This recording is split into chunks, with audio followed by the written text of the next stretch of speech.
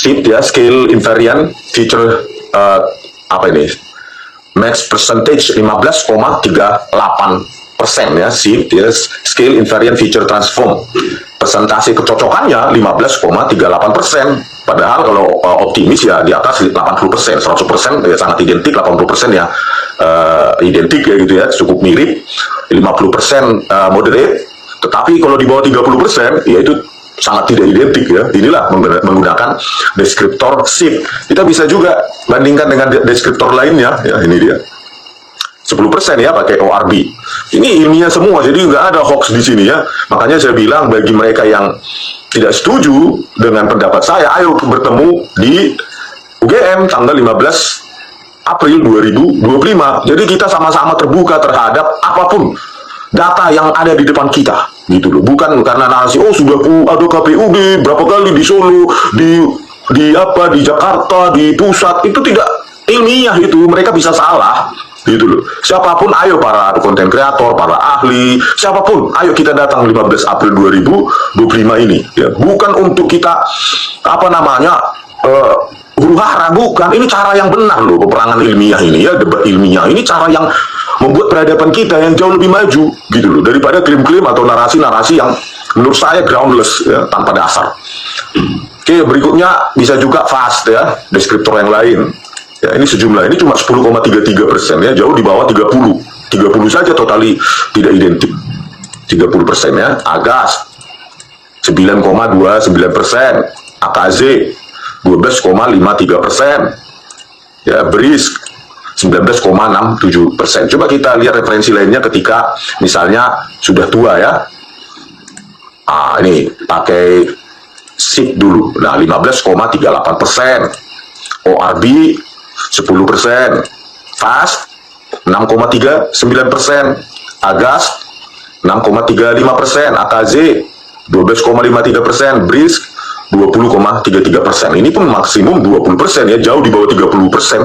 50% saja tidak mencapai ya. Terus kita buat lagi referensinya ketika muda.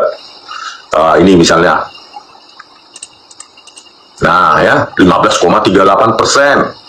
Ya, terus ORB 10%, FAST 3%, AGAS 2,79%, AKZ 12%, BRISK 8,61%. Ya, ini belum menggunakan model AI, ya, Artificial Intelligence, Neural Networks, jaringan saraf tiruan. Ini masih berdasarkan pada pencocokan titik-titik kunci pada kedua citra tersebut, dan hasilnya memang dikatakan tidak identik. Oke, terus pakai deep face kita ya, sejumlah model AI ya. Nah, inilah dia ya interface-nya. Terus kita load referensinya, misalnya ini. Terus ini dia ya. Nah, inilah dia ya, kita pakai model VGG face ya. Jadi di dalam model tersebut bobot-bobotnya di dalam model VGG face tersebut itu sudah disediakan, karena data setnya sudah puluhan bahkan ratusan ribu wajah. Jadi bobot-bobot di dalam sistem jaringan saraf tiruan tersebut bisa dipakai untuk menguji sembarang mencocokkan dua wajah gitu ya. Dan hasilnya ini sangat ilmiah ya.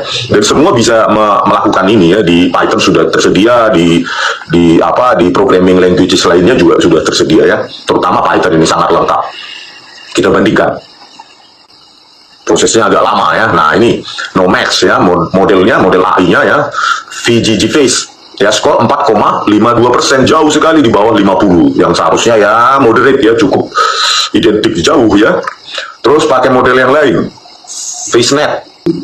Nah, ini bahkan minus ya, jauh di bawah 0, tidak identik sama sekali ya. FaceNet 512, notesnya 512 ya, titik-titik jaringan saraf tiruan untuk mencocokkan itu ya. Cuma 8,38%.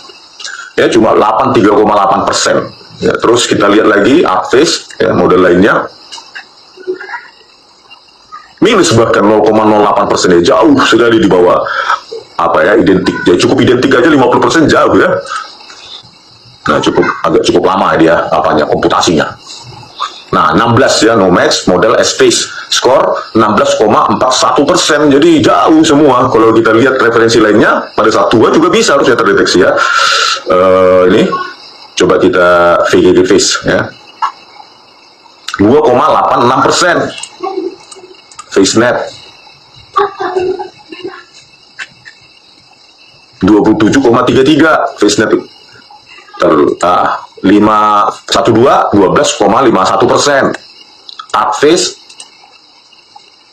0,54%, Sface 15,19% ya. Coba kita referensi berikutnya adalah antara ini coba ya, 34,5% ya. Jadi di atas 30 tetapi masih di bawah 50% ya kalau pakai VGG Face.